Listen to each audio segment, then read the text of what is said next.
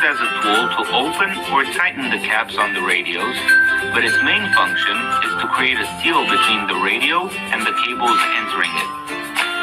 Glands are used the same way for all types of cables, including power cables, Ethernet cables, and fiber optic cables. Connect the glands to the ports. Make sure to tighten the front part of the gland firmly by hand. Only after tightening the front part of the gland should you tighten the rear part.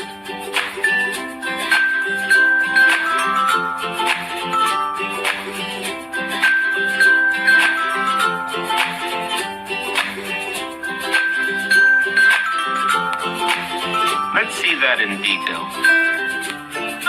We'll open the rear part, and after that, the front part.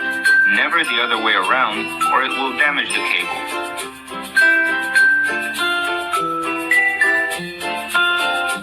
Make sure there is rubber between the cap and the gland, and make sure the O-ring is in place between the gland and the radio. Make sure that you screw the gland in straight, and that you're not damaging the thread of the gland. If you did damage the thread, replace the gland. After screwing in the first part all the way, screw in the rear part. The rear part will close according to the thickness of the cable. Use a tie wrap to fasten the cable to the lip of the gland.